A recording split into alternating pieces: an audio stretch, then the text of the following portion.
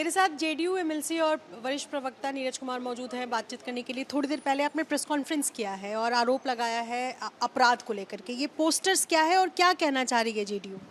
लाली यादव नाम का एक दुर्दांत अपराधी जिस पर 38 मामले दर्ज थे, फिरौती के लिए अपहरण, रंगदारी से लेकर हत्या का प्रयास, आर्म्स, ये सारे संगीन मामले।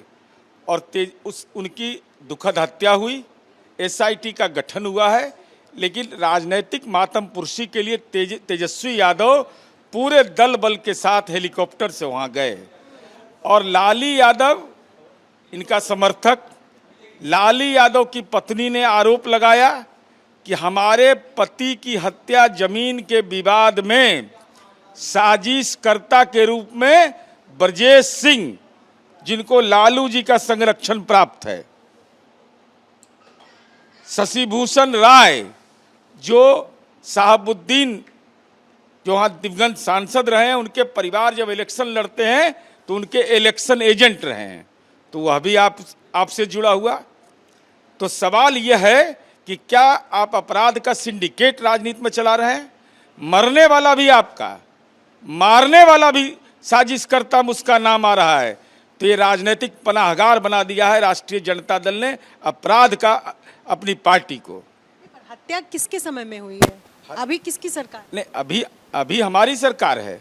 एसआईटी का गठन हुआ है और बहुत जल्द गिरफ्तार हो जाएगा।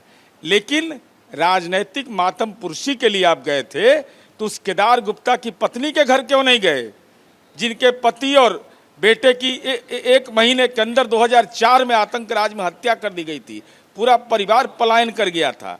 मेरा सवाल ये है कि ये ब्रजेश सिंह कौन है?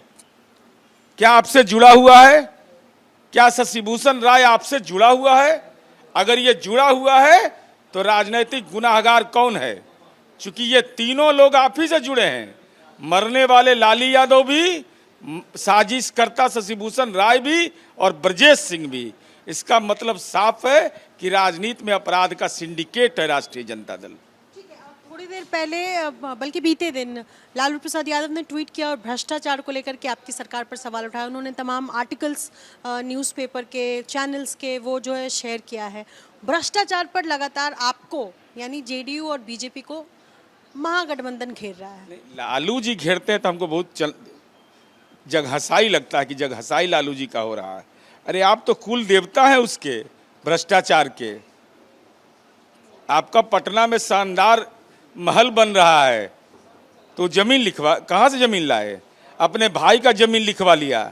इसे लालू जी, भ्रष्टाचार पर आप कम से कम मत बोलिए, जनता कराह उठती है। बिहार की जनता को इस बात का एहसास है कि नीतीश कुमार जी ने इसको नियंत्रित करने का ईमानदार प्रयास किया है। एक सवाल का जवाब और दे दीजिए। आज इंडिया पाकिस्तान का एशिया कप मैच है, रात को शुरू होगा। क्या आप ये मैच देखेंगे? बिल्कुल, क्यों नहीं देखेंगे। और ये बतौर क्रिकेट फैन देखेंगे या जेडीयू से आप हैं इसलिए? क्रिकेट में हमारी रुचि है इसलिए हम देखेंगे। और इसमें सियासत का क्या विषय है? आतंकी घटना हुई, हमारे सैनिक ने जवाब दे दिया, तब भारत पाकिस्तान का मैच हो उसमें भी दिल दुखी कर लें, ये तो खिलाड़ियों का गौरव है। आपको याद है थोड़े दिनों पहले एक पंजाब के एक बड़े फिल्म एक्टर है और हानिया आमिर के साथ उनकी फिल्म आ रही थी और उसका इतना ज़्यादा विरोध किया गया था कि वो फिल्म नहीं आ पाई, बल्कि हानिया आमिर ने पीस को लेकर के, ये ऑपरेशन सिंदूर के बाद की बात मैं कर रही हूँ। देखिए, ऐसे मामले पर कभी भी राजनीति के हम पक्षधर नहीं हैं। आपको लगता है कि जिस तरह क्रिकेट पर राजनीति नहीं होनी चाहिए, फिल्मों पर भी नहीं होनी चाहिए? सांस्कृतिक कोई भी कार्यक्रम हो, फिल्म हो, खेल हो या आपसी विमर्श हो, पढ़ने के लिए कोई जा रहा हो एक देश दूसरे देश के लोग, ऐसे सवाल पर राजनीति नहीं करनी चाहिए। अरे राजनीति करने के लिए बहुत विषय हैं, राजनयिक विषय पर करिए ना।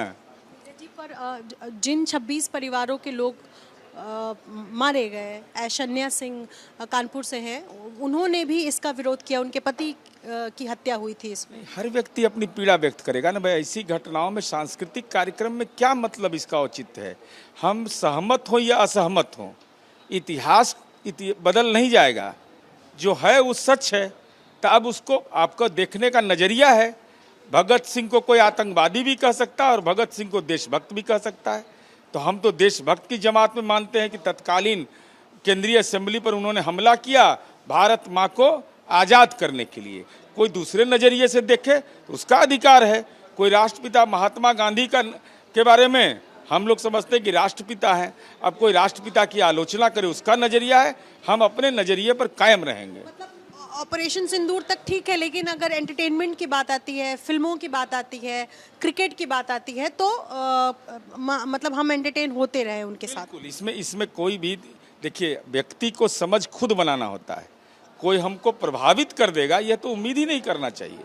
अगर मनुष्य है तो हमको दिमाग है, तो दिमाग है तो हम तय करेंगे ना सही है कि गलत है। इसलिए सांस्कृतिक कार्यक्रम हो, फिल्म हो, ऐसे सवाल पर, क्रिकेट हो, ये ऐसे पर ऐसी विचार से बचना चाहिए। आपको पता है मुंबई में शिवसेना इसका इतना विरोध कर रही है कि वो कह रही है कि हम टीवी फोड़ देंगे और ये मैच नहीं होने देंगे। आप क्या कहेंगे बतौर जेडीयू के प्रवक्ता होने के नाते? ये शिवसेना का चरित्र रहा है। ये लोग क्षेत्रीय भावना भी भड़काते हैं। ये जो बिहार और उत्तर प्रदेश के लोग बोझ नहीं है, बोझ उठाते हैं। Indian revenue service, Indian finance service, IAS IPS कितने हैं महाराष्ट्र के अंदर में। तो इस ढंग का तो वही लोग करता है जिसको राजनीति में जाति धर्म क्षेत्र का सवाल वही उठाता है जिसकी राजनीति की जमीर मर चुकी है। ठीक है, बहुत शुक्रिया बातचीत करने के लिए। अपने सहयोगी शैलेश सिंह के साथ निधिश्री, ABP न्यूज़ पटना।